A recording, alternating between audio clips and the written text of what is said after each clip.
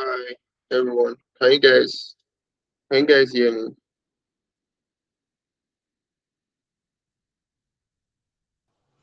Yeah, Hello? good. Hello, Yeah, good evening. okay. Alright. I just wanted to confirm if you could hear me. So you just hold on a bit for the others to join me and then we start. All right.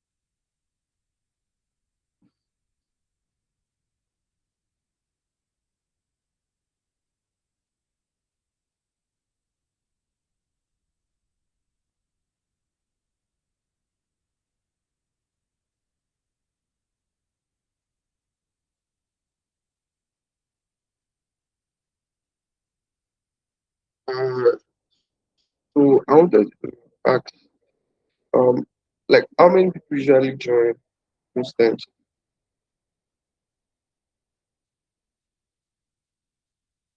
So I know the amount of people are waiting for.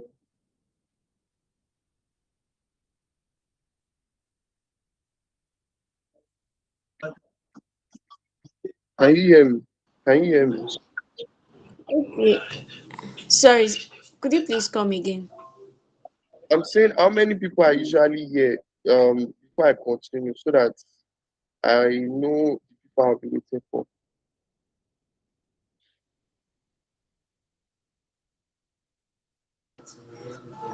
I I can't say precisely because the number do vary.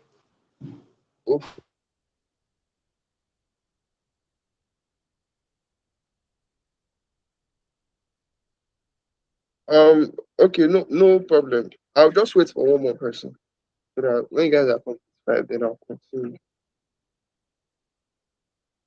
Yeah, but before before the person comes in, um, where did you? Okay, we are complete. So, where was the last place you guys stopped? I heard it was a classification. What's it called? Classification. Um, just hold on a bit.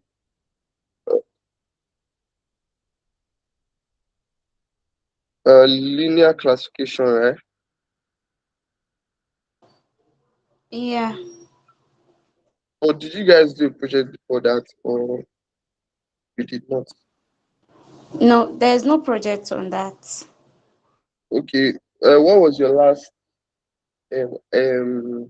assignment? I think the one we treated last week was on the Penguin Atlantic And, project for unsupervised learning. mm, okay. Um. Uh. Okay. Today we'll be going through. We'll be working through like a project together. Uh. Yeah. We're working through a project together. Mhm. So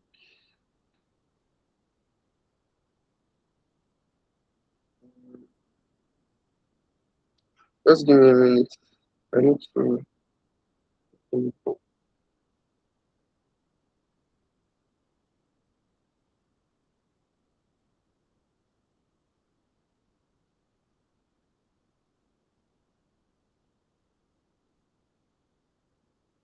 I think this project is going to even be more interesting than what you guys have been doing so far. So you can just like follow up using uh uh, using your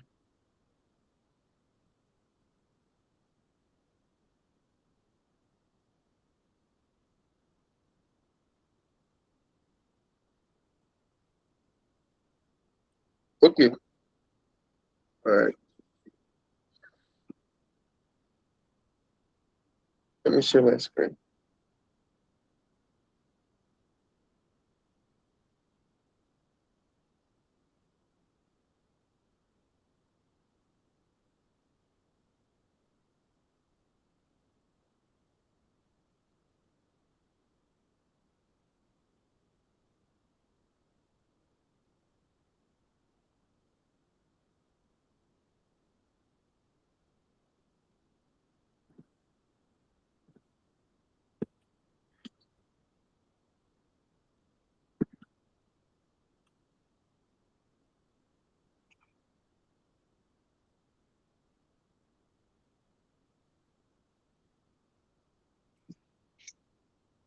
All right. Can you guys see my screen?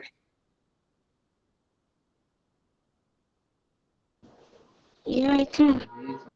Okay. Okay. Uh, I think I would like to do like some kind of ice breaking session or icebreaker session rather before we go ahead. So so far, how has this course been for you guys?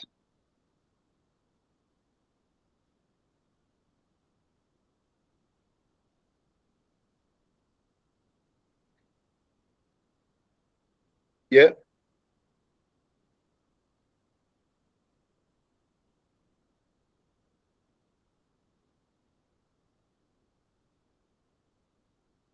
Hello. I was asking a question. I said, how has this course been for you guys? So anybody can just.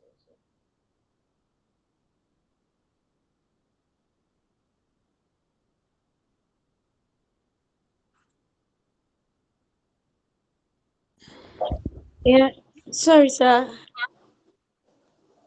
Uh, is it? Are you talking about the linear classifier in No, Python? no, no. I'm talking about the course, like being able to like understand it so far.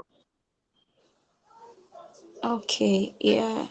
I think the part I'm having issue with is the loss function and the logistic regression aspect. That's the two parts I'm still like trying to get. Okay, we'll go through that today. Um, but I want us to. Okay, you know, we'll go through that now instead. So you said you're having issues with understanding the logistic regression part and the loss function. Just hold on. Is it better like this?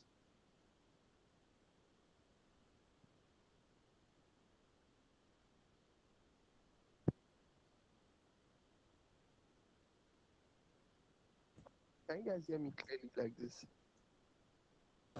No, it's breaking. Like this is breaking. It was better before. So it's Guess I'll have to skip it before.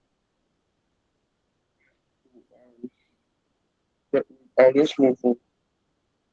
So yeah, you said that you were having issues with understanding logistic regression and loss function. So Yeah. basically, so basically, um, do you know what logistic regression is itself?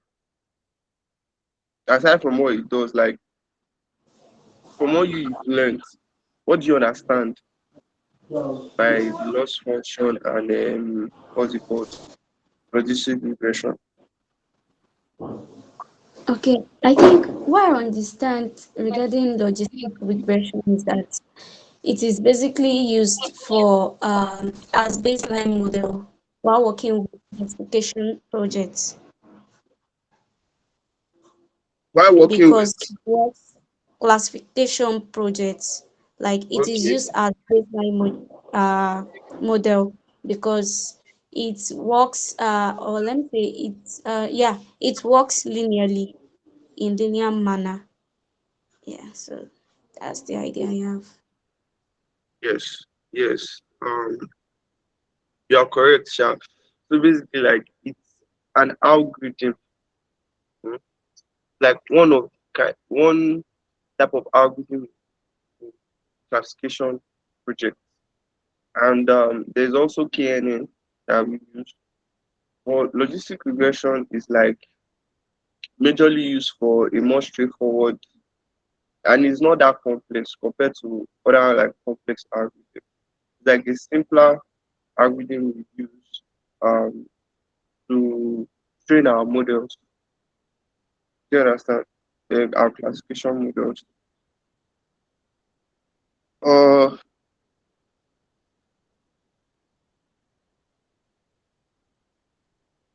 so now we also have for loss function. Um, so so now what loss function basically is? What loss function basically is like saying the error function. Is like you're trying to see you're making predictions, right? Loss function is basically saying, oh, out of 100% of my prediction, I failed to predict 40%.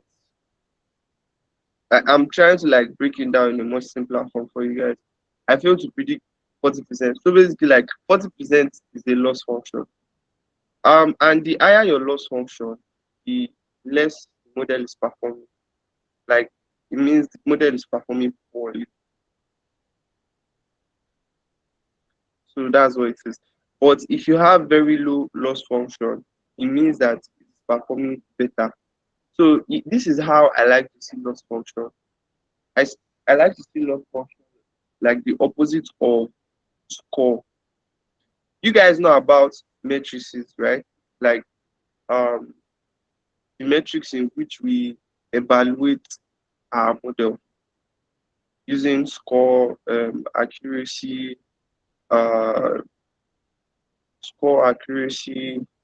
um, R R square or R2 square, root mean square. You guys know all of that, right? Or you've not gotten there.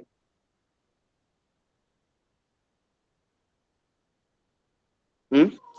Yeah, I understand. I actually understand what's it called? Score, how it works.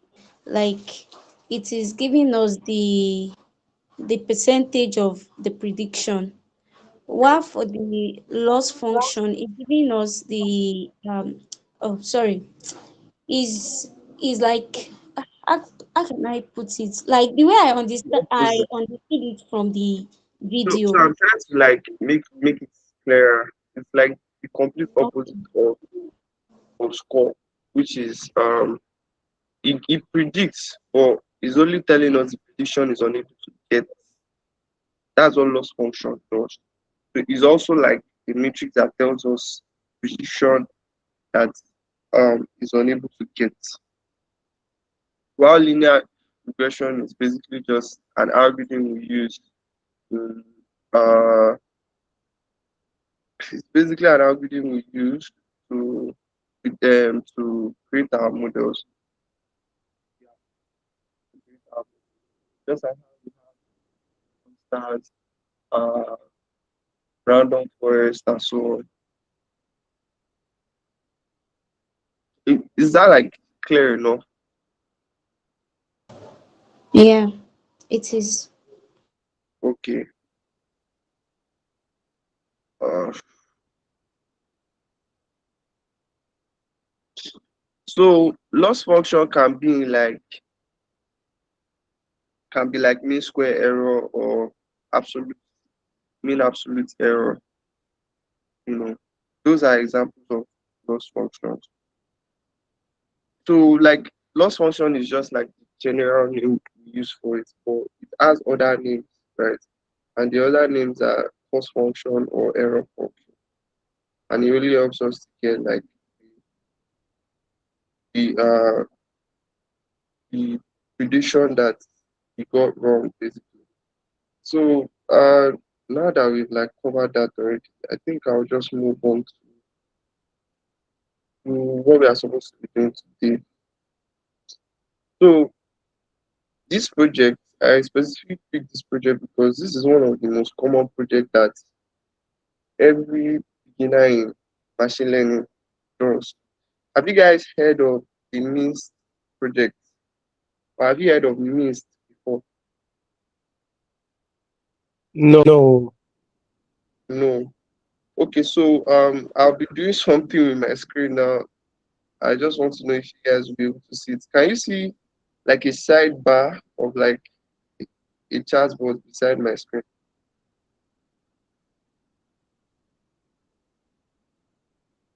No, I can't. You can't see. I can't see. Can you see? No, I can't see any chatbot here. So are you only seeing? Okay, yeah, you won't be able to see it. Okay, just give me a minute. Okay, you won't be able to see it. Let me share it again.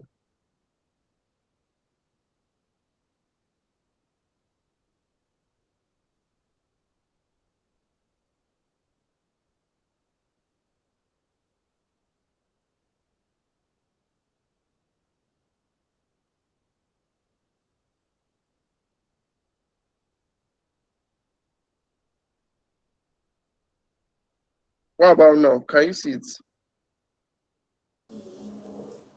Yes, we can see Yeah. it. Okay, so I don't know. Do you guys know comment?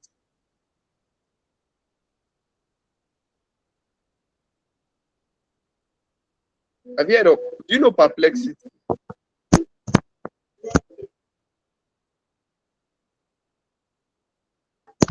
Yeah, Perplexity AI, right? Yeah, yeah, Yeah, we perplexity AI. So know. I'm using their browser to like I always have like this um assistant beside where you can just ask any question to about your page. Do you understand? Yes, yes, we understand. So let me just move on. So I just asked it what it means so we can like check it out together. Yeah. So what means basically is an handwritten digit that is used to test and train machine learning models, especially for image classification. It is often called the hello world of computer vision. Are you guys seeing it?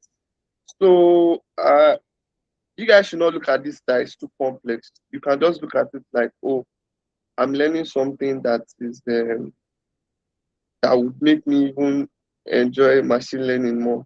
I remember when I did this project, I was like, oh my god, there's so much you can do with with machine learning, right? And yeah, like it said, yeah, it's just handwritten digits. So the digits are actually from I think 0 to 9 or so, and they are written in different ways, like so many different ways. But the question is like, can computer understand image? And the answer is no. So, there's like a lot of things for you to do so that you can make the computer understand the image, and then eventually you are able to uh, make predictions and try and know what image has which number. You get? So this is how the numbers are usually written. So we can have 5 written in so many different ways, but a lot of these are written are handwritten. Look at, we have 5, 8, 1, 6, 7, and all of that. So what we are doing is we'll be creating a classification model that can help us classify which number is which. But then we are not doing it with ordinary like table or the regular CSV we know. We are doing it with image itself. So this is not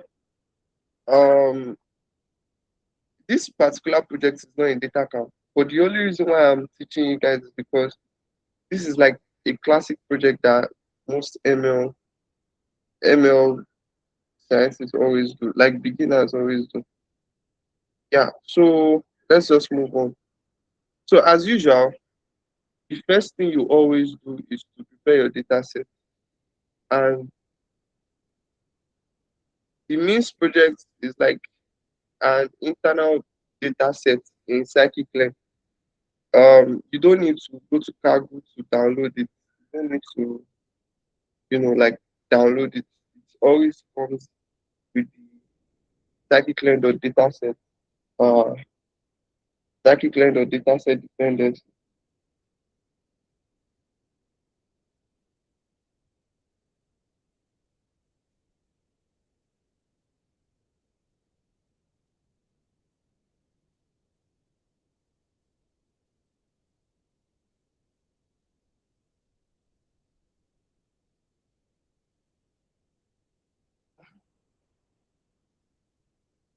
Sorry, let's just move on.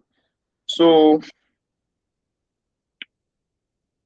first thing first is like you import fetch OpenML, load digits, and make classification. So fetch OpenML is like saying read CSV. It's like another way to import uh data set. But in this one, like you're importing from scikit-learn. And then the load digit is basically the what is going to what you are going to use in seeing some of the what's it called? Some of the numbers itself. Let me just scroll down so that we can see exactly. Okay, so uh, this is the main data set. This is what it is called. Means underscore 4 784. So this as frame means that you want to import it uh, in without the frame basically. So like the frame is let me just show you guys something. So if you guys can see, these numbers have some sort of border here. So you are basically importing it without that border. Yeah. Uh, all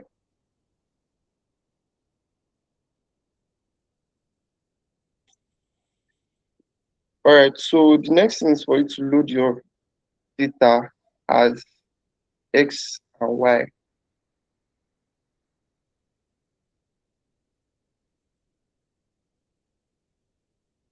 And then our X is basically like features. Then Y is like the target set. Is the target uh, feature of variable. Then what this does basically, have you guys done matplotlib? Or have you gone through matplotlib? Have you done matplotlib?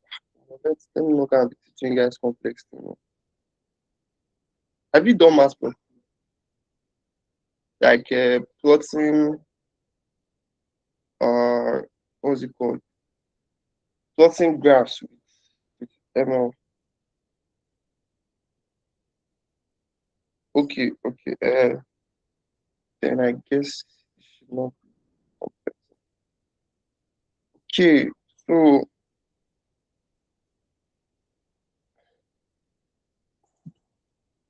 we're trying to plot one of the data here, like any digit. So I basically just created a function. And what does this function does? The name of the function is plot digit. And what the function does is it takes in um it takes in the list, or should I say a a part of the array. So we have like 7,000 arrays here, and you can just pick from anyone. It can be 0, 1. Let me try.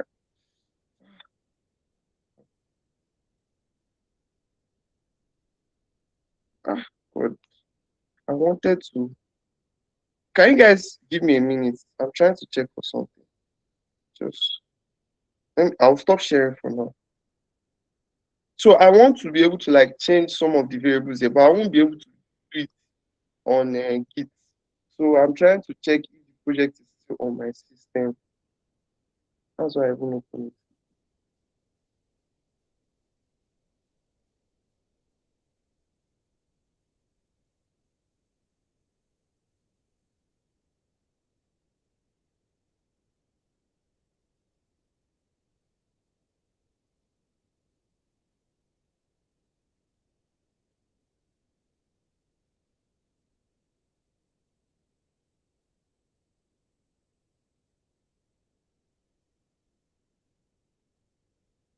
Okay, so I don't have it on my system. I don't have it on my system. Uh, Let me find another way to do that.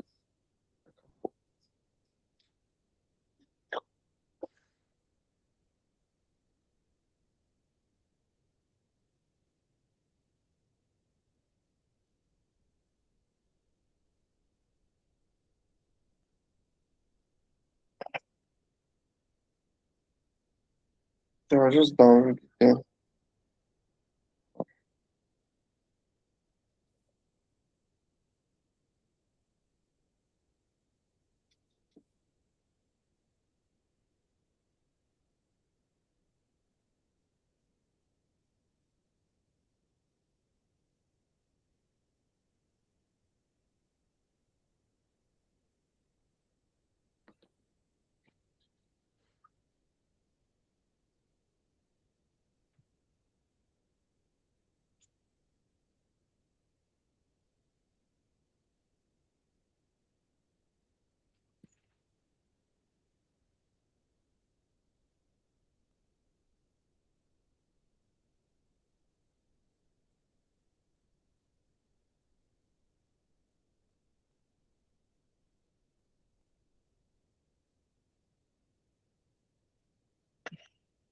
So it's loading up. I want it to load up before we continue. All right, all right. Uh,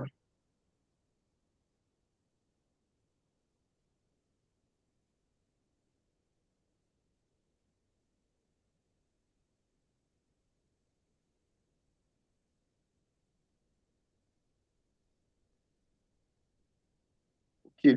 Cool. Um, yeah. So I'll share my screen again. Sorry, guys. I'll share my screen again.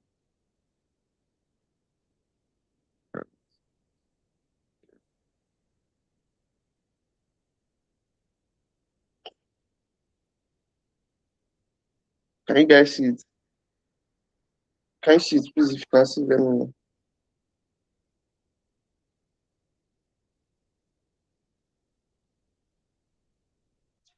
Yeah, we can see your screen. Okay, okay. So now this should be able to allow me to what's it called?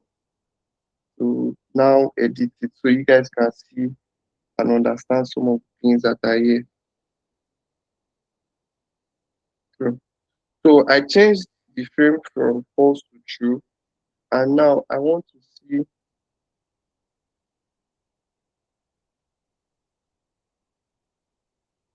what I should have confirmed if I could run this thing. Not able to do that way. I'll just use Python. Yeah, yes. So,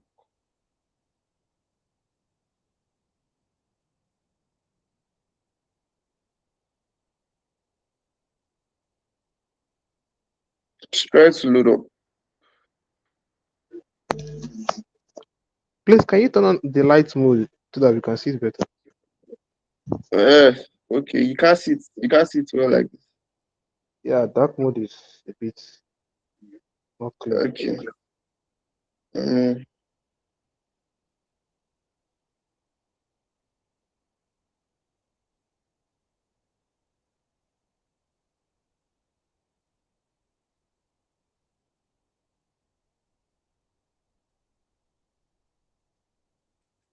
uh,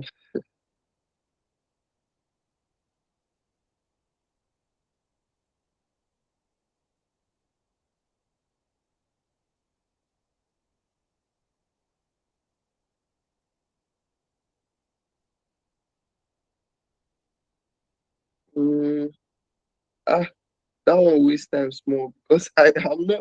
I don't use. Okay, I think I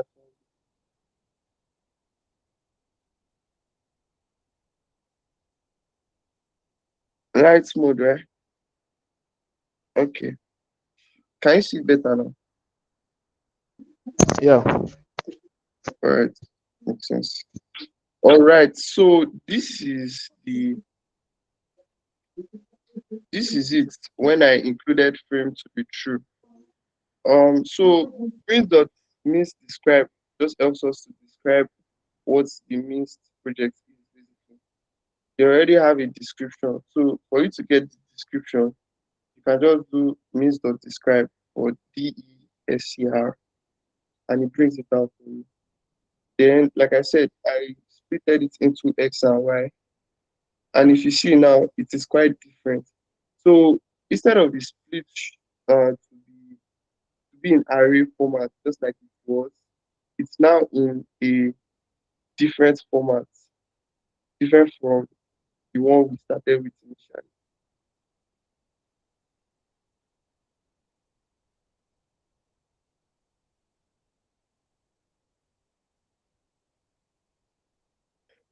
So this format is still array, but the problem is the array is having a border around it, which is like no, which is giving some what's it called rudent information to us.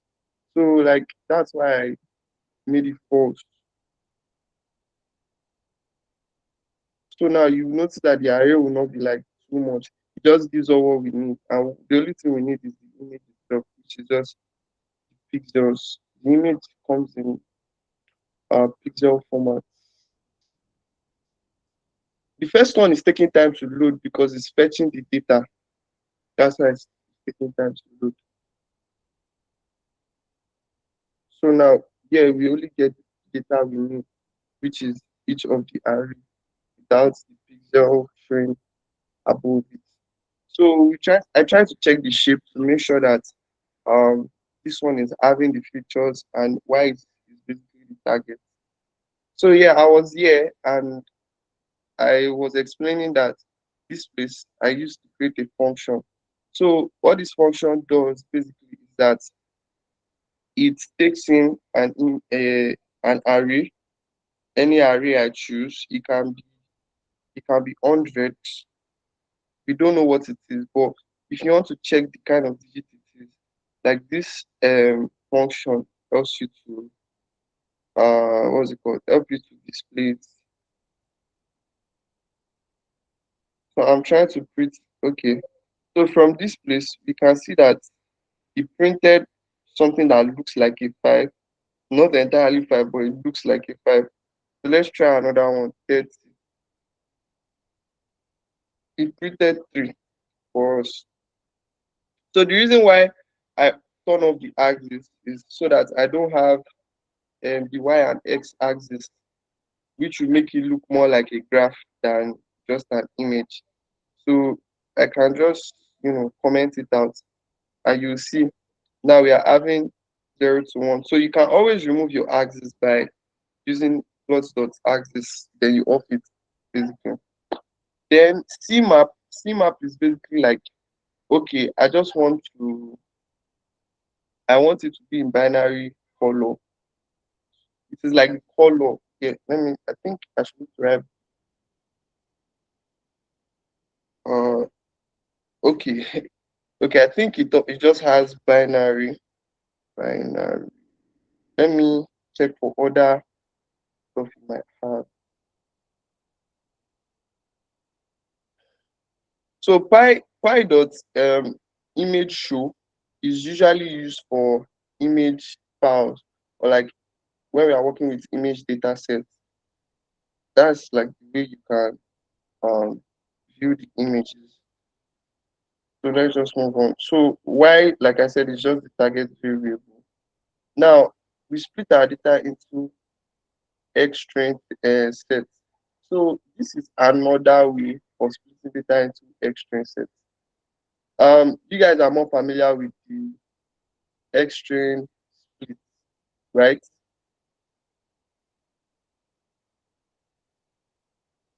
Yes, you are not familiar with that. Yeah. So this is another way of doing it, but this is like a more traditional way of doing it. So basically, like behind the scene, this is what it's just doing. You are just splitting your data from forward. So if you guys can look at this place, can someone explain what this part is like? Just, I don't know if you understand. That it is selecting 60,000 features, indexing Yeah, from 0 to 60,000. yeah. Why the second part selected from 60,000 to the end.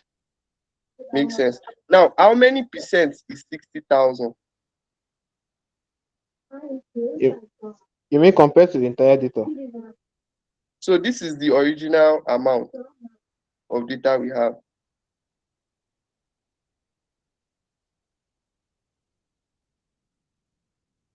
So 60,000 is just like 80%.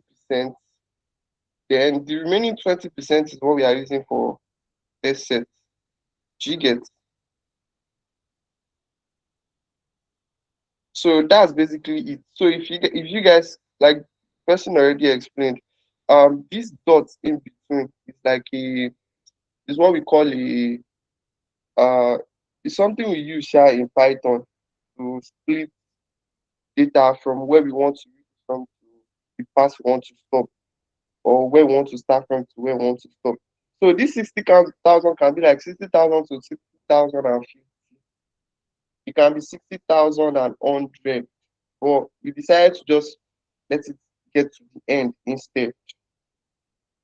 So now this second part, I created a loop that helps us to just go through some of the um, numbers, just check them out to have like a visual representation of what we are working with.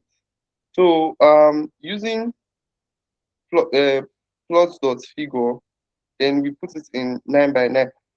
Does anyone understand what this 9 by 9 is? Let the figure size, the width, and the height of the graph be 9 Yes, and 9, right? yes, basically the width and the height of the graph. So for high IDX image data in uh enumerate, then we have X.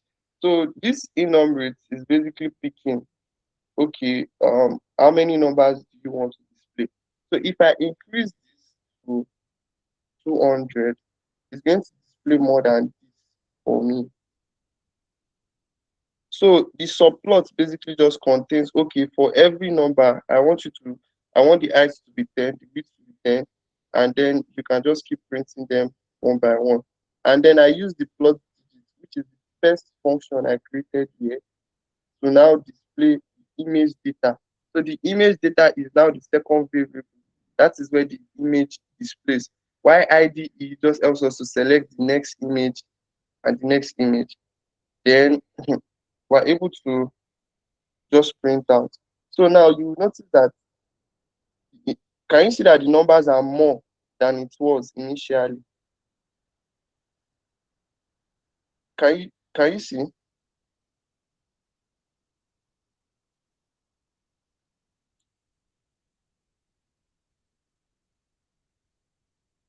Okay, I can't even select more than 100. Okay, let me select, giving me an error. So it means I can't even select more than 100. Okay, so we have 50 numbers here too. Okay, that's fine too. Um, so the next part is to train the model itself, and we want to train one type of it, starting with 5. So we took out 5. I mean, from what I already have. And how did I do that? I just created another training and testing for Y. So remember I said Y is the target variable. So Y basically has the numbers from 0 to 5, from 0 to 9 already. And I can select any number to train with. So in this one, we are training with 5 numbers.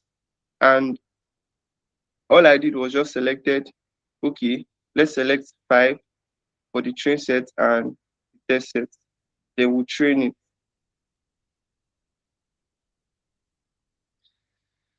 So we are training using SDG classifier. So this is another type of algorithm, just like um, linear regression or regressor rather, and KNN. This is one type of algorithm I am using to train it, which is SDG classifier. This is like a simpler algorithm to use. So I gave it a random state so that it doesn't change.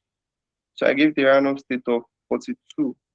And as usual, you fit your data into the algorithm and then use it to predict. Yeah.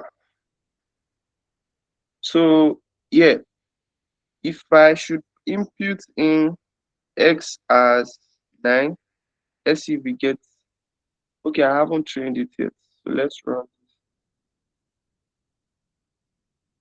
What's the same? Why train is not defined? Oh, I have not run some things. I mean, okay, let's run this. Okay, so this should work now. All right, let's just move on.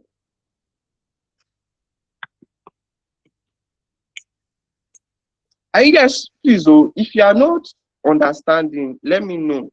Are you guys following me? I need you to talk if you are following because I cannot I'm not. see.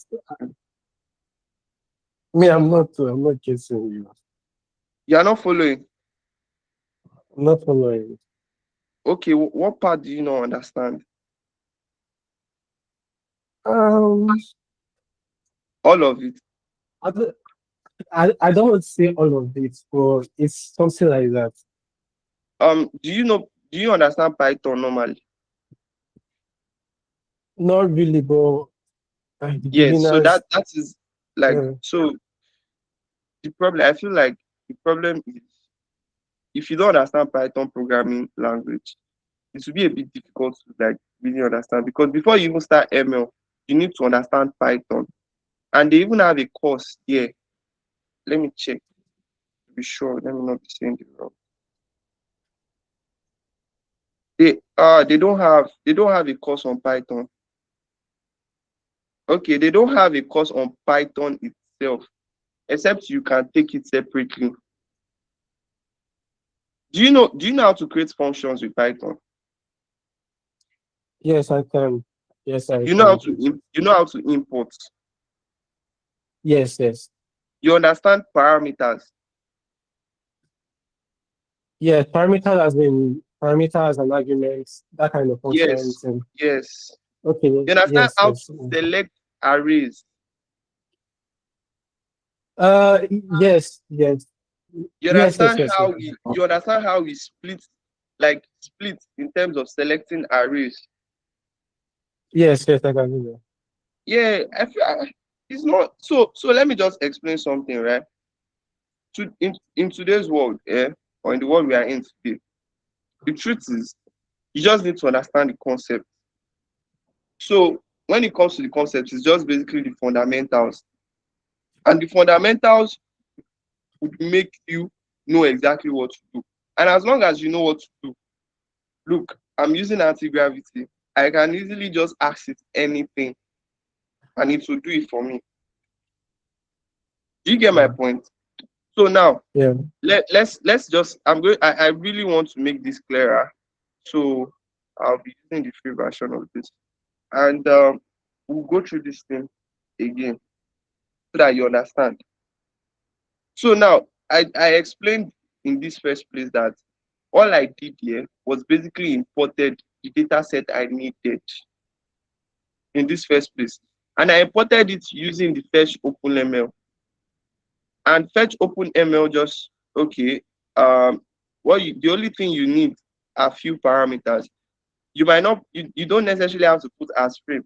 The only parameter that is very important there is the data you are trying to import. So now, another example is I can just ask anti-gravity now, what other data set can be imported from, um, using my quota here? Well, okay.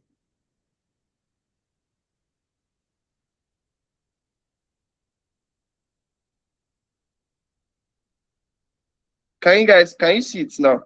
You see that it is not just for this means data, this open ML.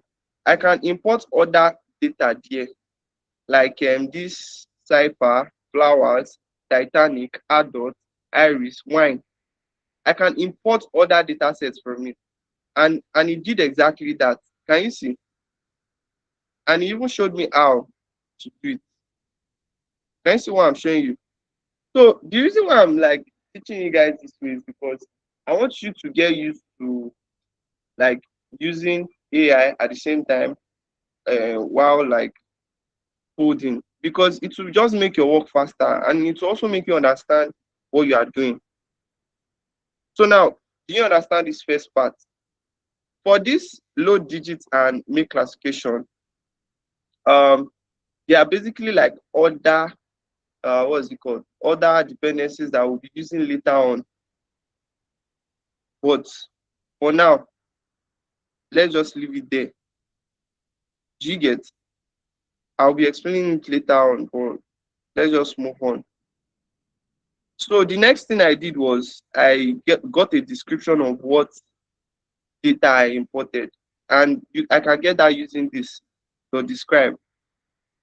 So remember that in fundamentals of ML, when you import your data set, you need to understand it. I think I explained that last time I taught you guys. You need to understand it, and you're understanding it by getting a summary, a description, or info about that data set. But in this case, you can get the whole entire summary by just doing the describe in capital letter. And he just explained here that the means data set is an handwritten digit with 784 features, raw data available on this. So this is where it's getting it from. It can be split in training sets for the first 60,000 example and test sets for of last 10,000. Examples, it is a subset of a larger set available from NIST. The digits have been size normalized and centered to a fixed size image. This is a good database for people who want to try learning technique and pattern recognition or real-world data while spending minimal effort on preprocessing and formatting. The original black and white, blah, blah. So all these ones are just story. You can always, I would share the link to my repo with you guys so you can always go through it. Is that clear? Yes, it is. So the next thing I did was I split my data into the feature and the target. So I did, instead of writing, normally it would have been, okay, well, normally it is X and Y, but this is what you expected, right? You expected me to write it this way. Just hold on. You expected me to write it this way. X equals means dot data. Then I will now say Y equals means dot target. So the reason why I'm able to write it as means dot target or means dot data instead of me doing something like this, because normally this is what you are used to write. Because I guess maybe that's why you were not understanding initially. This is what you are used to write. Then I will now start writing, okay, maybe drop dot, then in column, blah blah blah, the columns I want to remove. This is what you are used to, right? I just wanted to confirm. Yeah, yeah, yeah. Now, do you see that? So it's not like it is entirely different. It is not entirely, we are following the same principle. The only difference there is that this is a different kind of data sets that we are working with. So because I'm working with a data sets that they've already data, I don't need to start knowing, okay, which one is the data, which one is the target. So looking at what we have here, we can see that they even wrote it here that this is the target. Can you see? So, and from Yeah, here, you can see that this is a dictionary. And how do you select from dictionary? You can use the dot method to select from dictionary, or you can use the, what's it called?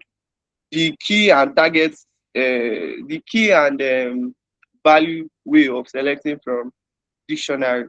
But all I used was just the dot, and dot just gave me all I need. So from here, you can see that the target is just 7,000. They even wrote uh, the amount of array that is there is 7,000. And then on this one, which is the data itself, the data itself, all these 0, 0, 0, 0, anywhere you see 0 means white, or is it white or black? I think it's white. Yes, it's white. But and anywhere you see 1, it means black. That's what it is basically. So are you now getting it now? yes, yes. I'm guessing. So, or maybe I was the one that was just very, okay, maybe I didn't just go in depth. That's why you didn't get it at first. So now you understand this code here.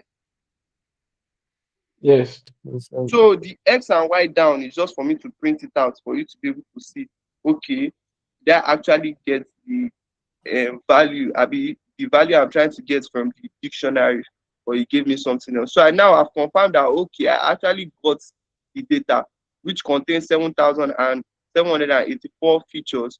And then I got the target, which contains 7,000 targets. Do you get that part now? yes, I get it. So this part is just for me checking the shape. Honestly, this part was not even necessary because the shape was even here in the first place.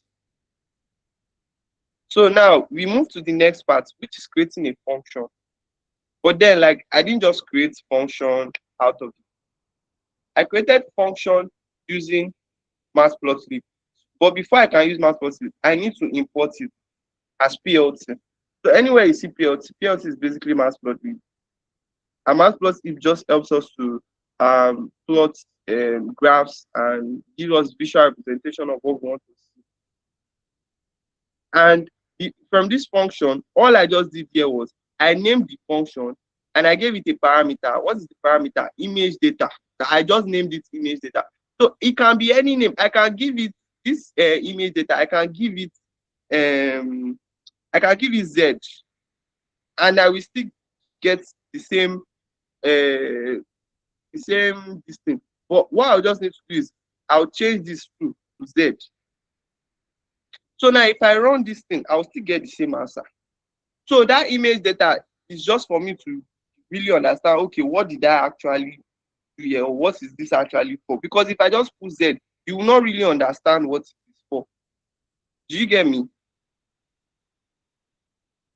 So Yes, I guess so.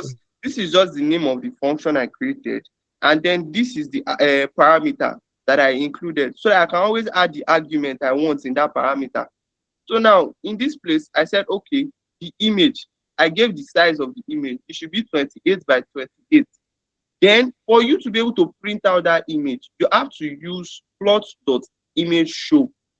So you know normally in plot, you can, it's either you do plt.bar or histogram or pi. There are like so many ways to represent data.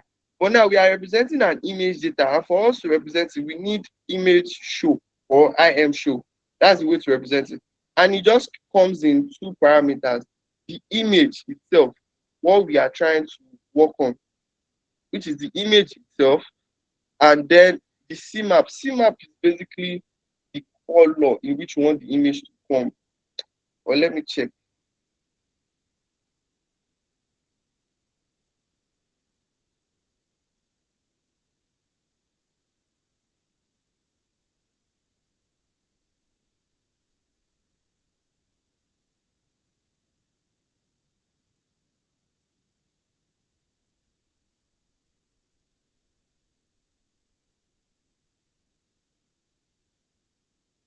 So, all right. I shall know that. So CMAP is parameter that stands for color map. So it's just the color, and it only has three options. You can either put it in gray, binary, or 3D. So that one is not even anything too serious. So now that I put it in gray, look at the way it showed here now. I'm having this black background plus the white background and all of that. So let's try the other option it gave us. Read this. We read this. So this is Viridi's color or whatever I called it. We also have magma. Magma. I thought we had, but we don't have. Look at how this looks like a magma. Oh. Wow, I've not tried this before. This look like a magma. You guys know how magma looks like now. This lava color, it looks like a fire, but a solid fire. So I'll stick with binary, because binary does not have too many color options there. So yeah, that's just it. So do you get this part now? Yes, I do. All right, nice, nice, nice. I want to make sure everybody's following. Now for this part, I said that this is another way to split data. Normally, we have a function that can split data, which can be imported from I think from sklearn dot metrics import train test.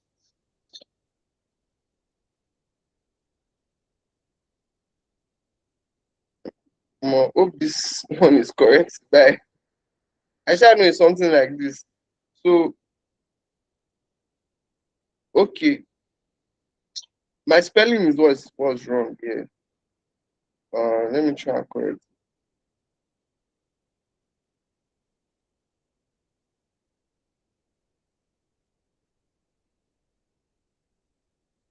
Okay, let me just tell it here.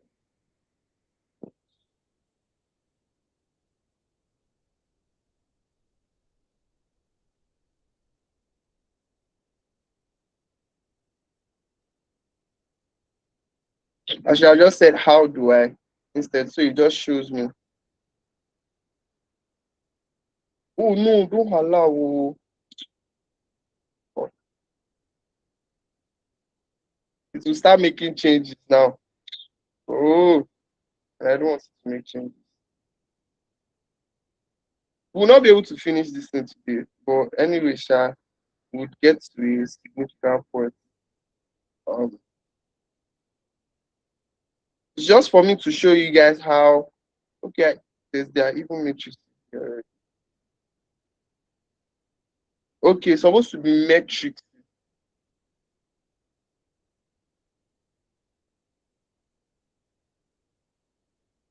Let me import it again.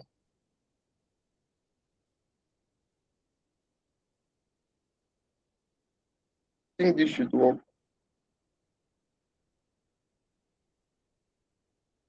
Why? Because it's not there or what? Import error.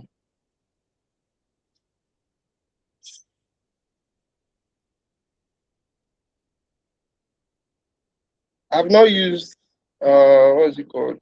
Anti-gravity for my ML coding before. I just wanted to try it today. But like normally this is how like we usually use train test and then you enter your let me just uh, test then contain the x variable followed by the y variable. Then we have the test size. Test size to be we can say 10% to to be 10 or 20. No, it's mostly 0.2 or you can say 0.1. So 0.1 is 10%, 0.2 can be 20%. So these are how like we split our train tests normally. But yeah, like this is just another way, that works. I don't know, I'm not supposed to have errors here, but just stick with this for now. So yeah, this is another way that works. So basically what we are doing here is we are just splitting the array. So the split I did here for x, and this x here is for the test, the train, the x train. So I splitted it from starting from the beginning, which is 0, and ending at 6,000. Then the x test, I started from that 6,000 and ended at the end of the array. And I did the same for y. So do you get this part now?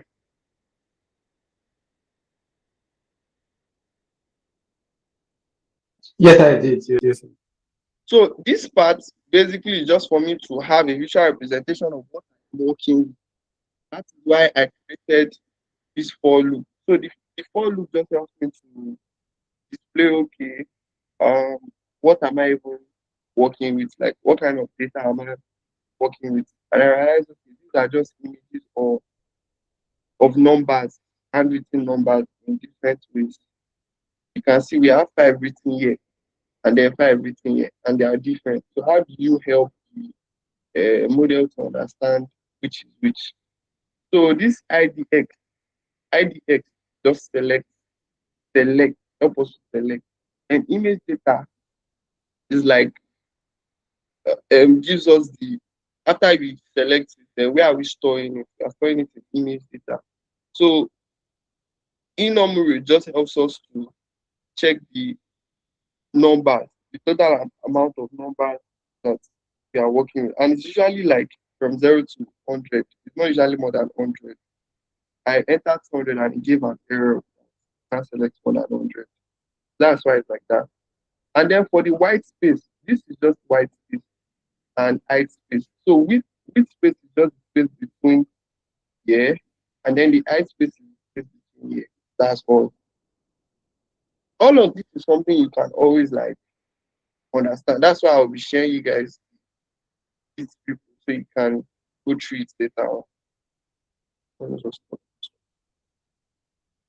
So the next part is train a binary classifier.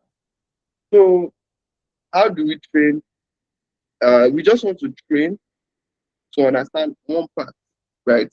And what part do we want to understand? Okay, so aside from 5, can someone select a number? Any number?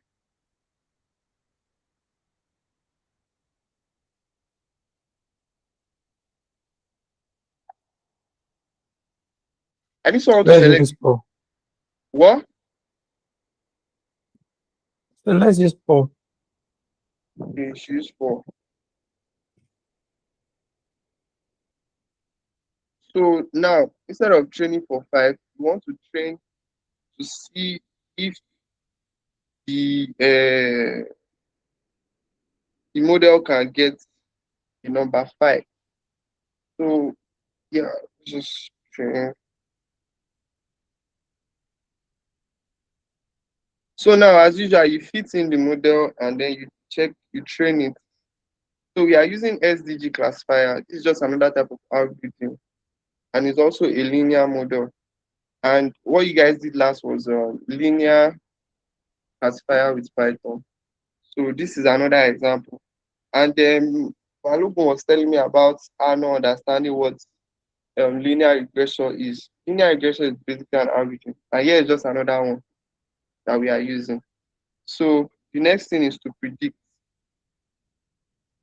So, okay, from here we can see that x9 is equals to 2. So how do we confirm that, okay, this is actually correct? Remember, we created a function. So I'm going to add another cell into this place. And I'm going to write what digit. Yes. And the parameter we'll be entering here is image. Or let me just use x. Let's just use x. And let's see what it prints. So you guys can see that this is actually 4. Me, I'm just confirming to know if the model actually trained it properly. Can you guys see that this is 4? Yes, you can see. So the only reason why I'm able to confirm is because I already created a function in the beginning so that I can always test and see, okay, this thing is actually right. So, and the function is basically what the plot just plots this digit, and I just enter the digit I want to plot. Just like how I try to predict that digit. So let's try for another one. Let's do for 400, 4,000. Let's do for 4,000. Hope I'm not writing 40,000. And 40,000 too works because at the end of the day, we have 60,000. So at the end of the day, 40,000 is actually 7.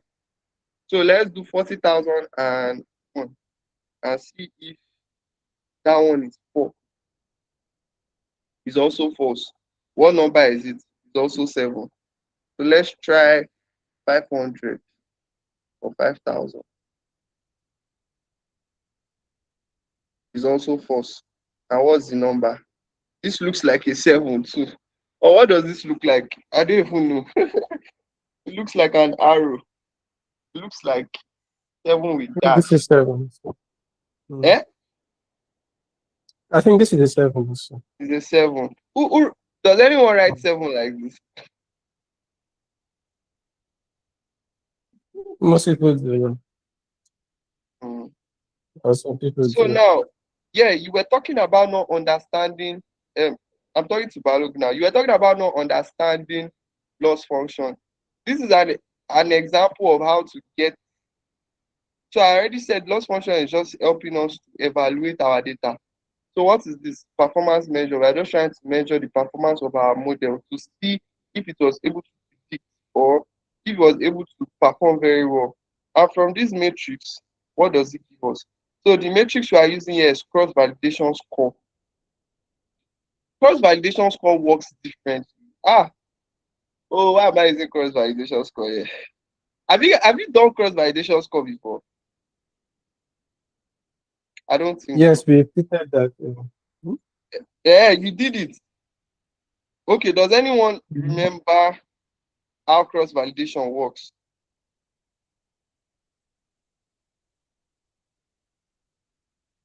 Does anyone remember how cross validation works?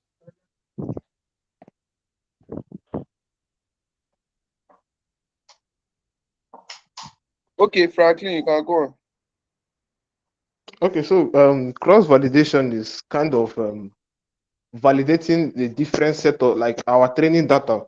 You divide it Yes. into the number of validation sets in order to train it and check the scores on different set of training data. Like that is kind of shuffling it different times and From testing this it. code that you are looking at right now, in how many sets did I split it?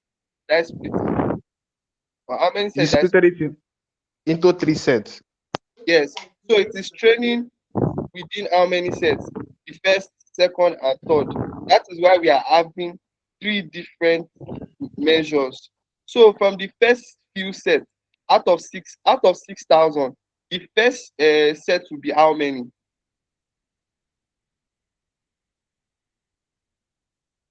Out of 60,000, the first set will be how many? Then the first set will be 20,000. Thank you. Then the second set is going to be The next 20,000 too. thank you. Then the next one will be the last 20,000. So basically, that is what I just did here. But the thing is, you guys know that cross validation takes time to process compared to using just the normal maybe accuracy score and all of that. But I'm using cross validation score here because a lot of these numbers does not necessarily have 4 everywhere. So this accuracy, some of the accuracy starting from the beginning is not like as strong as when we get to the ending. Because the more you train it, the better it gets. That's just how it is.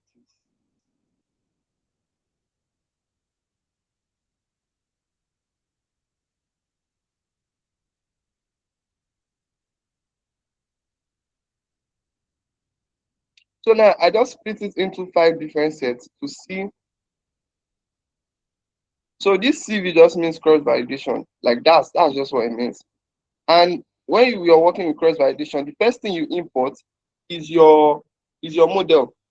Then you import the X train, then the Y train, and then the amount of uh, how many parts you want to split your cross validation, and then the matrix that we are measuring. So currently we are measuring accuracy here.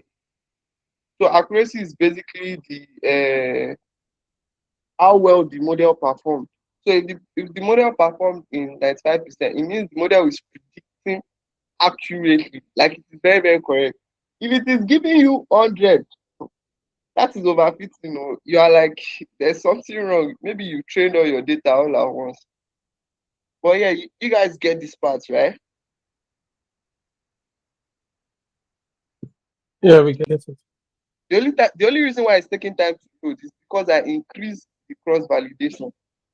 So the more you increase the cross validation, the longer it will take for you to actually get the matrix.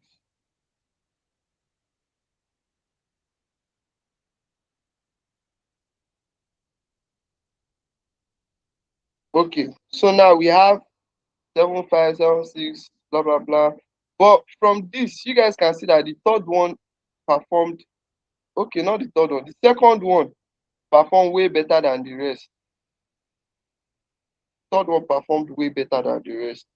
So let's just move on. So confusion matrix. Confusion matrix is another metrics in which we used to know the um exact amount of rows that, or should I say values that he was able to predict properly, and the ones it was unable to predict properly. So the way confusion matrix work is we have the true false, I think false true and all of that. Just give me a minute.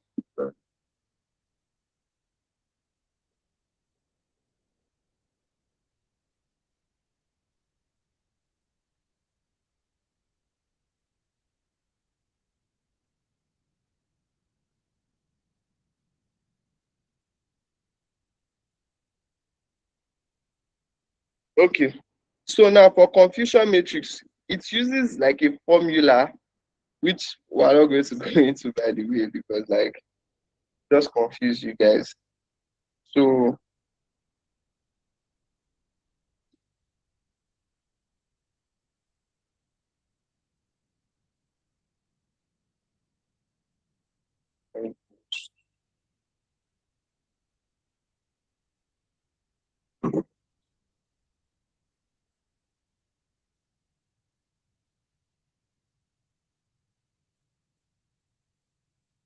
okay, yeah. So this is it here.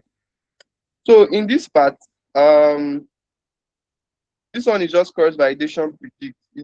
It takes in the same parameter as well. So let me run it so that we see. what it gives us. Oh, I did not even print it out. Let me print it out. Uh, I'll print it out in another cell.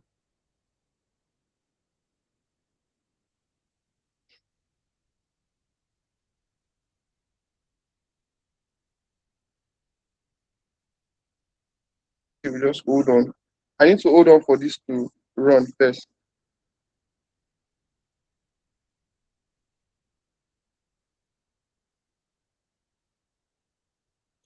Hmm.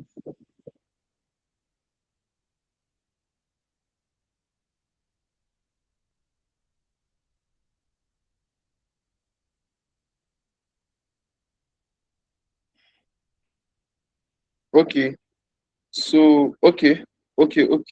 So now from here, we've seen that cross validation predicts helps us to predict the entire array. So normally, I can't view the entire thing, but like assuming I could view the entire thing, you guys will see the amount of true and the amount of false that we have. Do you get? Are you guys following? Yeah, we're following. Okay. So now the next part is confusion matrix. So confusion matrix is also another matrix in which we use to check accuracy. And what it contains is true negative, false positive, false negative, true positive. Have you guys sort of like worked with confusion matrix? Because I don't think it is inside data camp. They don't usually, or maybe you guys have not gotten there. Has anyone gotten to confusion matrix parts in data camp? Oh, okay. Most of you have. And that makes sense then. So, can anyone explain what true negative is?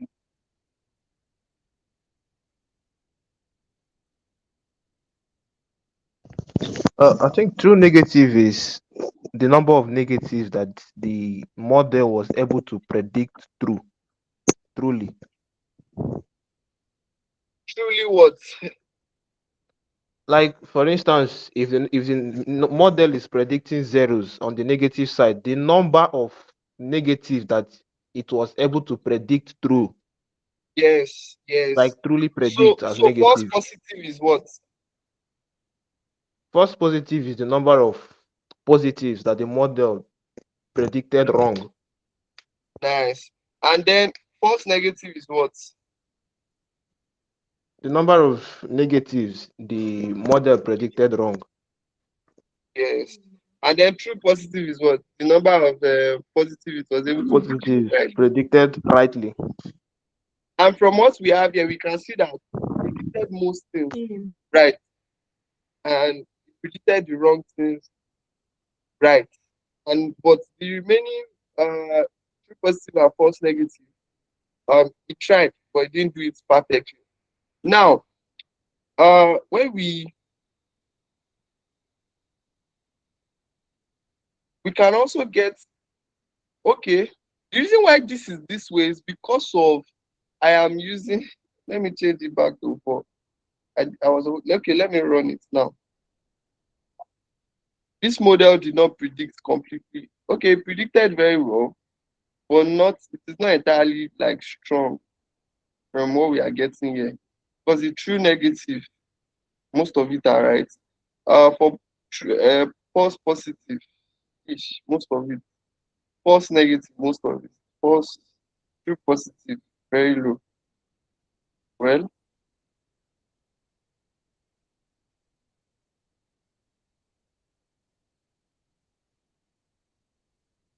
so you can also get like a perfect prediction by just entering the exact stuff you already trained. Yeah. So this is basically this year that I wrote perfect prediction is the same thing as writing why train for and why train for at the same time. You get?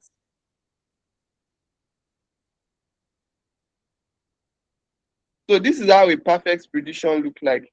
So with this perfect prediction, your accuracy will give you 100. You get? Are you guys getting it? Yeah. Yeah. So You can always get accuracy, but it's best you train your data properly. So now we want to measure using precision score. We want to measure our matrix using precision score. So we've already used cross validation to measure as one of our metrics. Now we are using precision score.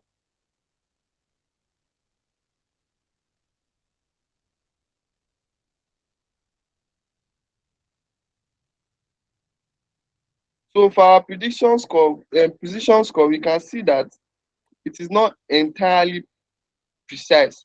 So now let me ask anti-gravity to explain the results that the precision score gave us.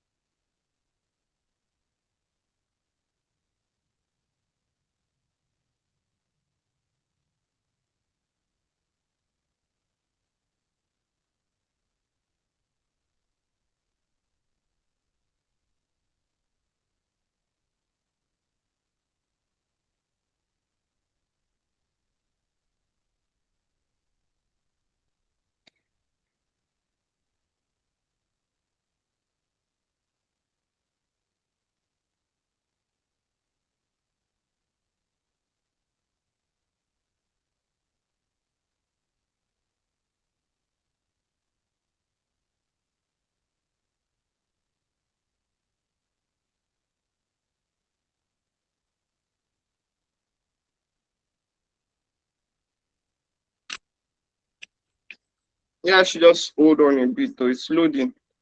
Uh oh, what's wrong, man? Okay, I need to allow when it's doing this one now, it takes longer time. Let me just use apply. Okay, that's right. Oh, yes.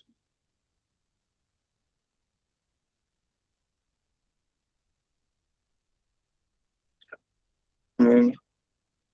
Uh, let's just hold on a bit.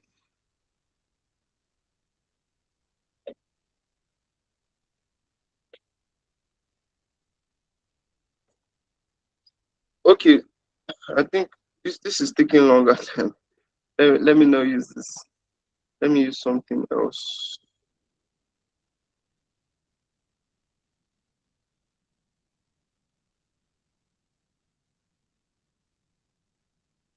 Currently, I don't know my notes. That's why I'm like using AI to get exactly what we need so that I don't confuse you guys.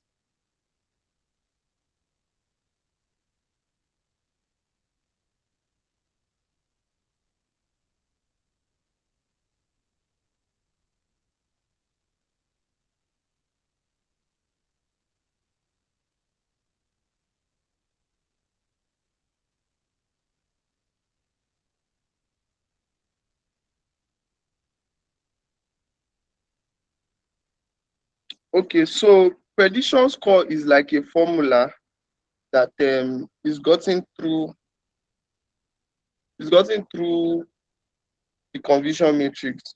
So it uses the true positive, and false positive. And then what it helps us get is the quality of exactness, like how precise is this model. That's why from the word precision, like how precise it is. So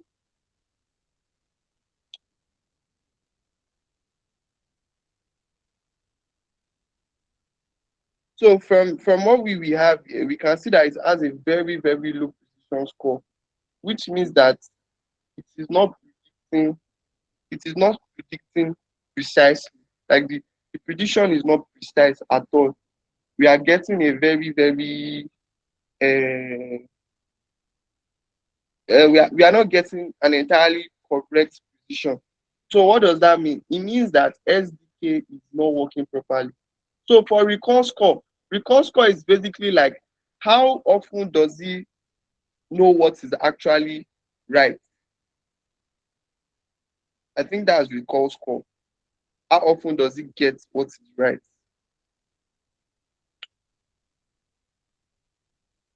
So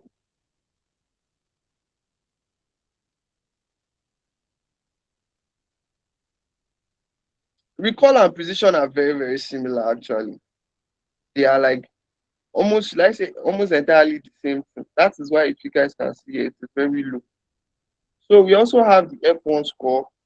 The F1 score is basically the, I think it is the precision score and then the recall score together. Yeah, it's like a trade-off also.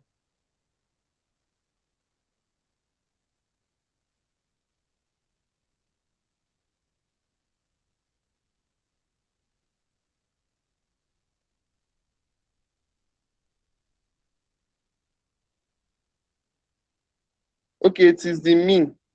It is the mean of precision score and recall score. That is what it is. Uh, but all of this F1 score, a lot of times like the number it gives me, I'm not really like certain if it's like correct or wrong. Most times I use the matrix I use is usually precision, recall, and accuracy. For F1 can be a bit confusing because it's like the combination of recall and F1 giving us the mean. Um, but from here we can see that the mean is not like very high, so it's not entirely correct. Yeah. So it means that the algorithm or the model we created is not strong enough. That's just what it means. And then we have the decision function. Hmm. You guys have not gotten to this part, right? I don't think so. Decision function is still like a later in course. Have you gotten to decision function?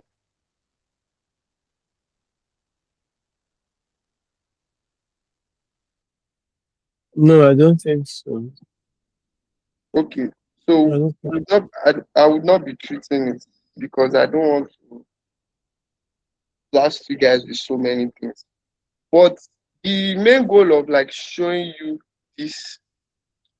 showing you this project or like using this project as today's breakout session is because the last thing you guys did was what's it called, linear classification with Python, if I'm correct, right?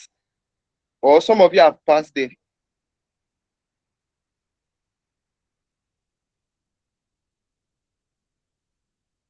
Yeah.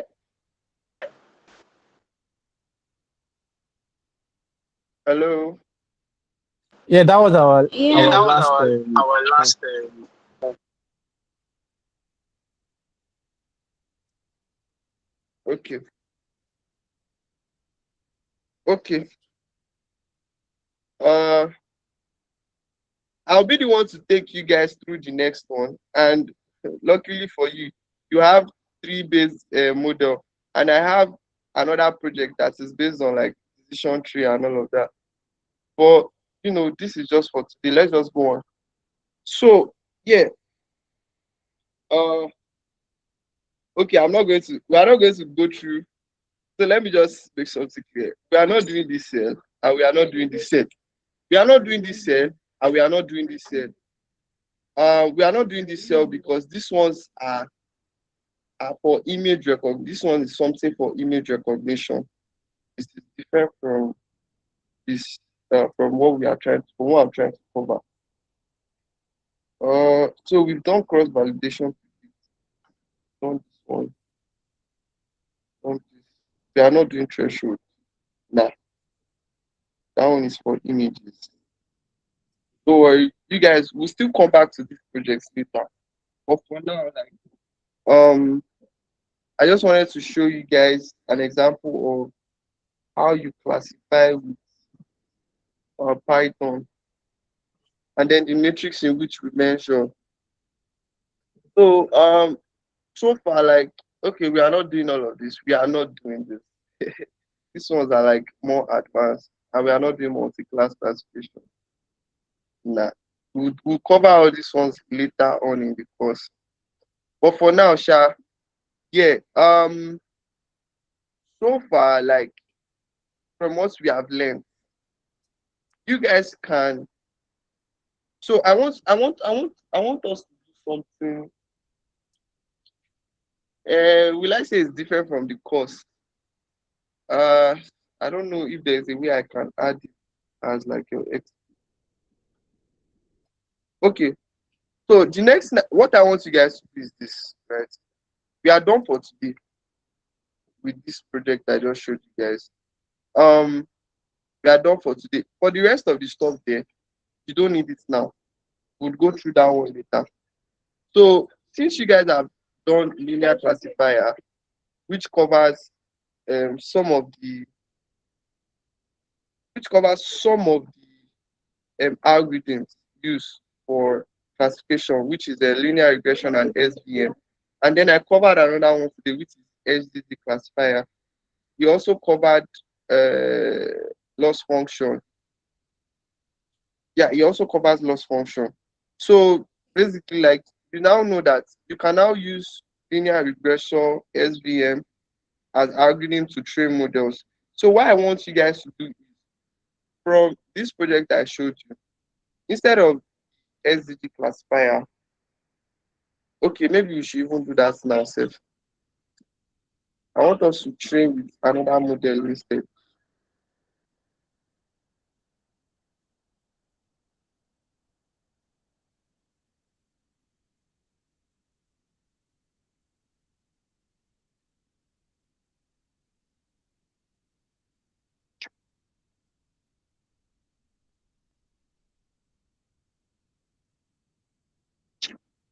Sorry.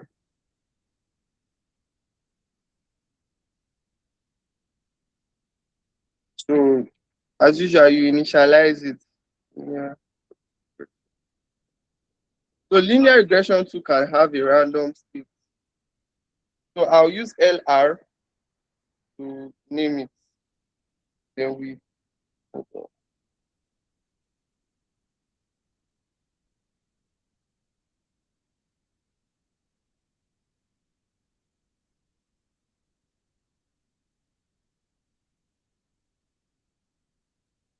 oh, you can't use random state. Sorry, just initializing normal.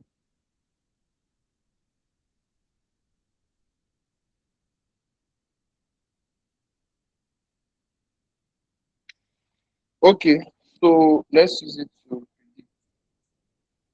Was able to predict, right? Yes. Now let's see the difference between this one, and I'll reduce this back to 3 so that it doesn't take time.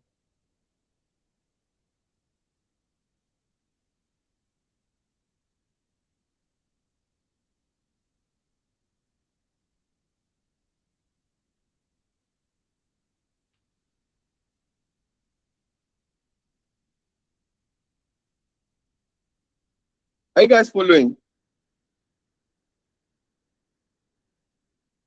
Most of it's great.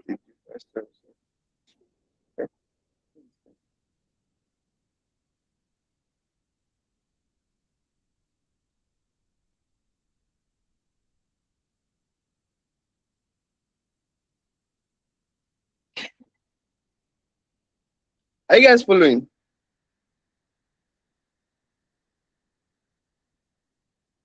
Yes. Okay. I can't see the Google Meet screen. That's why I was asking. Oh yeah, so while that one is loading, I'm going to send the attend the attendance.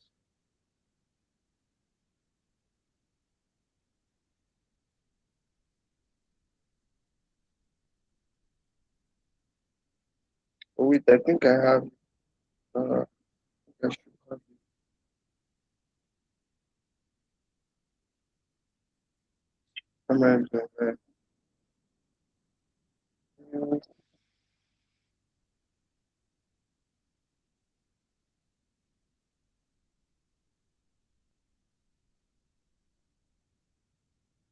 Okay.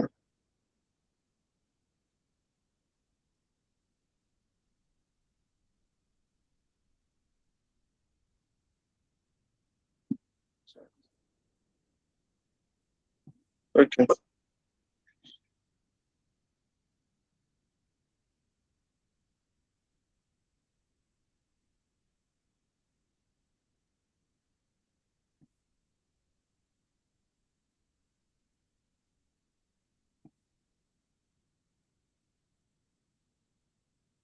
So I just sent the link to the attendance, so you guys can sign your attendance.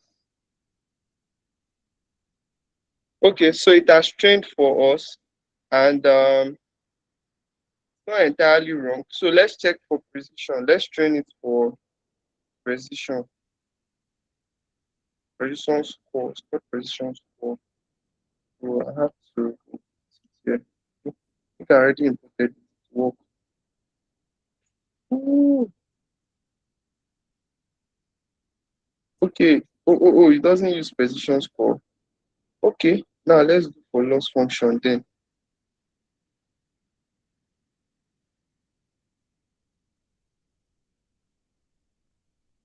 Negative mean.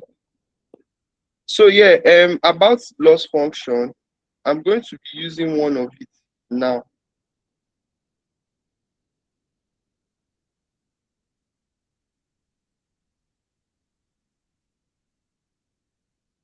So this is an example of a loss function. Negative mean absolute error. So we are going to see the value it gives us in our experiment.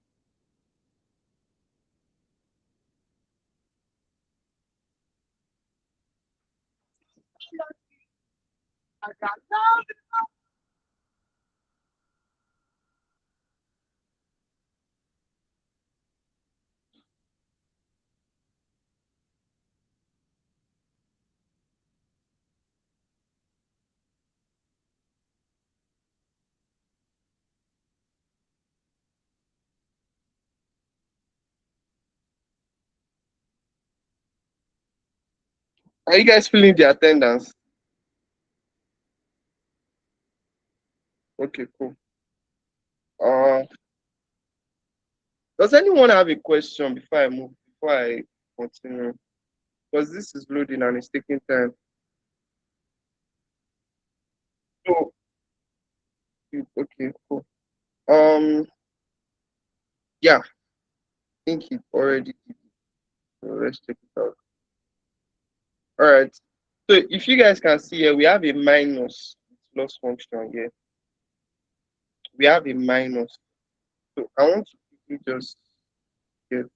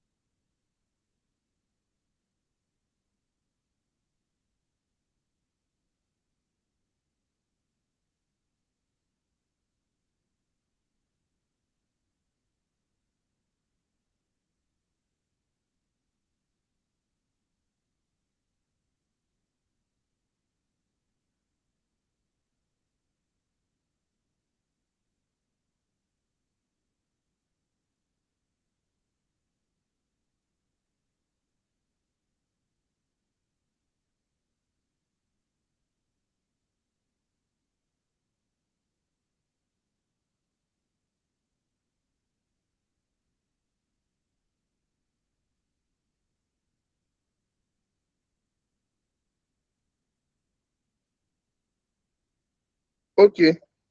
So this is an example of loss function, like I said, and this is negative mean absolute error. This is a loss function. So for every result we get here, so the first one we got 0.04965. So what this means basically is that this result means that he was able to predict uh, a very low amount of the numbers wrong. So he didn't predict a lot right. he only predicted some of it wrong. So for us to really get what I'm trying to say, I'm going to print out the accuracy alongside so that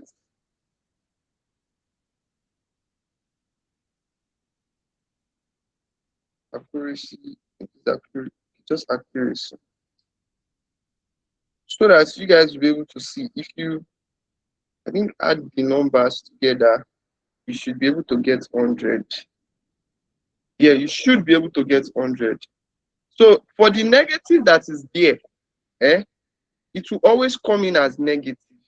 It normally it is positive, but the result will always be negative. So that is how like negative mean absolute error works. So this is another matrix in which we use to measure the performance of our model. So I just want to bring them alongside so that when we add them together, you will notice that it will give you 100.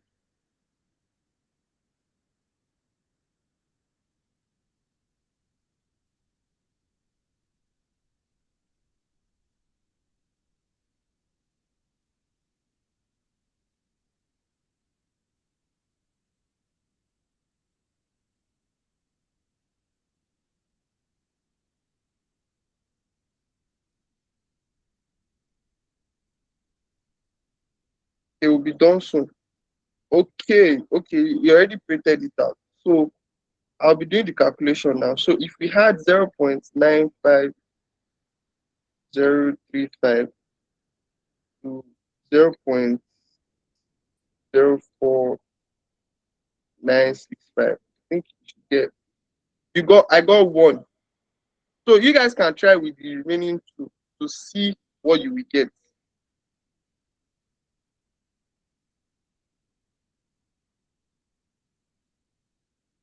Are you guys with me? I said you should try with the remaining two numbers that are here to see what you get. So the second array of the loss of the negative mean absolute error, and then the second array of the accuracy, add it together, excluding the minus, just add it together, you get one. If any of you did that, please let me know.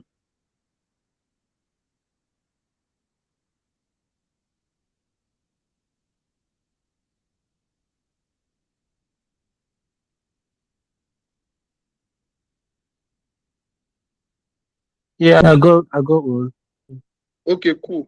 So now, I guess we are now good because the goal of this project was to show you guys linear classifier in Python, and I did exactly that. We used one of the algorithm that was used in data camp, which was linear regression, and we also used one that I used for my projects, which is SDG classifier. And um, we also got loss function, and we also got the accuracy, right? So now you guys understand with this project and the example I showed you, you understand loss function, you should be able to also understand accuracy, and also that linear regression is just an algorithm we use to train models, and SVM is also an algorithm we use to train models. Yeah, you guys get it now? Yes, I guess. Okay, okay. So that makes a lot of sense. So I want to ask Balogun. Balogun, please, I need you to like talk, don't react. Eh? So are you now clear with everything now from what you learned last on data camp? Yeah, thank you. All right, all right. So you guys are seeing this project to be very long, and I'm not going through everything. Yeah, I am not going through everything because you guys still have a long way to go before I'm able to cover the rest. So until we've gotten to that part, we will continue. But the whole point of this breakout session is for us to use real world projects or like normal projects that you would actually do to understand all the things you've learned. So instead of me just repeating back all the things that you've learned on data camp, I'm showing you an actual project. So do you guys get it now?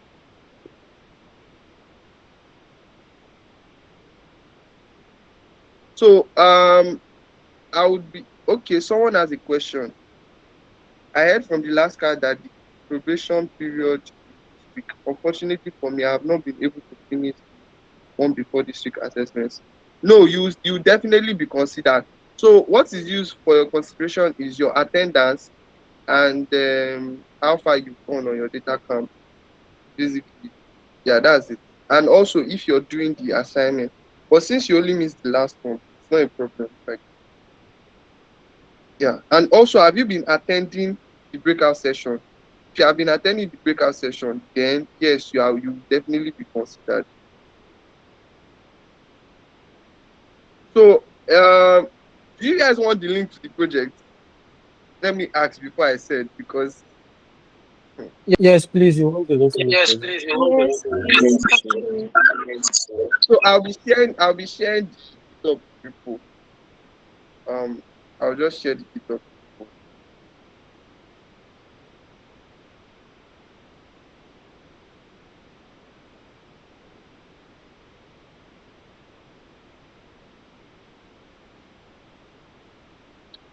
So only those that are not here that will be missing out on all of this. But either ways, everybody, I guess, get what you deserve. All right, I already shared the link. So remember, your focus should only be on understanding loss function and rest and algorithm. So you can also try other classification algorithms, right? To just test out your understanding and all of that. So in our next class, I'll be doing a project on decision tree. So I'll be giving you guys an assignment later this week on the next part of your machine learning course, which is machine learning with decision based model in Python. So you guys will have to go and learn all of that. And then in our next class, we're going to go through a project together. So the projects not necessarily come from data camp, but we're going to do something together. So are we all good? Or does anyone have a question? Okay, so me, I have my own question. How was today's class?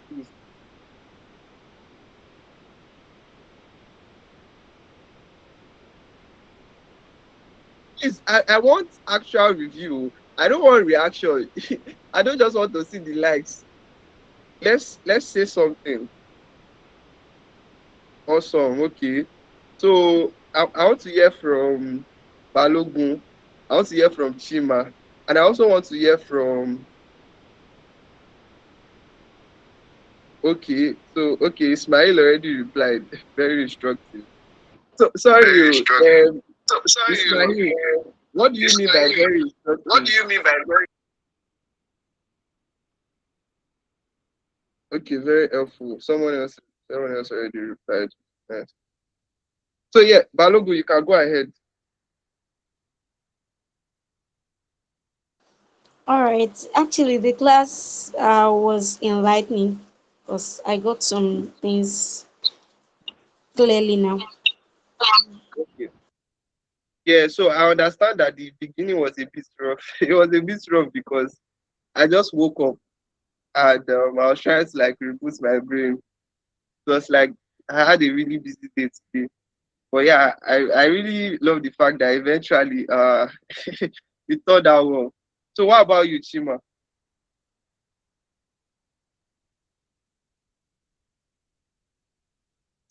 Okay. Um, it was okay. It's just down the line, I got lost down the line, but it was due to I just thought, okay, I would revisit it later. That was why I You wasn't able didn't to say send anything, the. Abby, until I asked. Yeah, that was because of number one time, and then I thought, okay, if I sit down to look at it very well, I might Okay. it might sink So in let better. me Yeah. just explain. Let me just explain something real. The main point of breakout session. The main point is for me to answer you guys' question. See, it does not matter what kind of question you ask. If I'm unable to answer, so I might not be able to answer all your questions because I might not eventually know everything.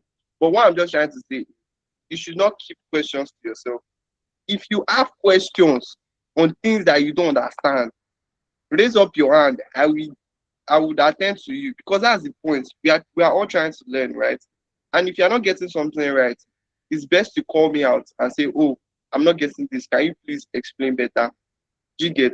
So like I will now be able to go through it and break it down properly. So next time, don't hold on. Ask your question. Raise up your hand. Let me know. I would definitely answer you. Yeah. So I want to hear from one more person.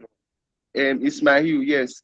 I want him to unmute because he did not talk today. He talked in last session I had. Yes, hi. Can you hear me? Yes, I can hear you. Yes. As I said, it was very instructive how to work with the MNIST dataset and all the methods we saw, also the metrics, the confusion matrices. It was helpful. Okay. Okay. Thank you. Thank you for that. So I want to hear from one more person. Kayode. Kayode, I want to hear from you. You've been here the whole class, but you did not say anything.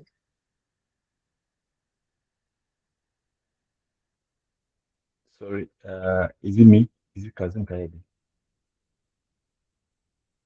Yes, I can hear you. But like, Okay, can you speak a bit louder? all right. Yeah, is it better now? Yes. Yeah, yeah. So, yes, I was able to get some of the things that some of the concepts that were not so clear before. Yeah, so it's the breakout session is helpful for me. Yeah. All right.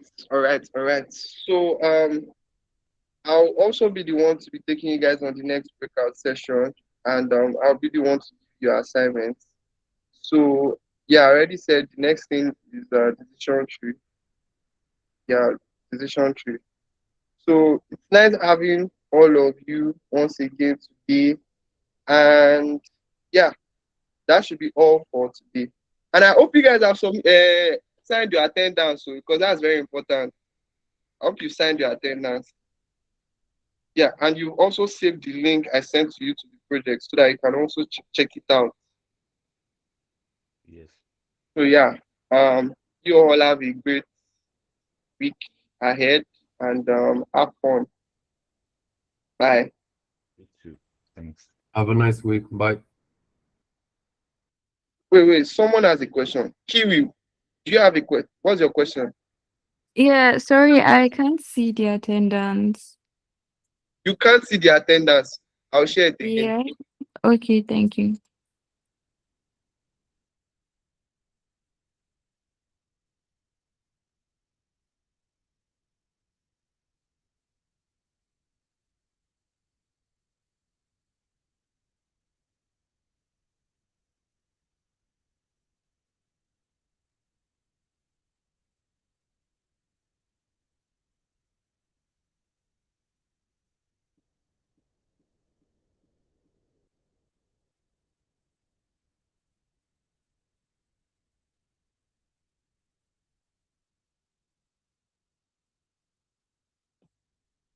I've shared the attendance again, so you can go ahead and sign it. Yeah. All right. Bye, everyone.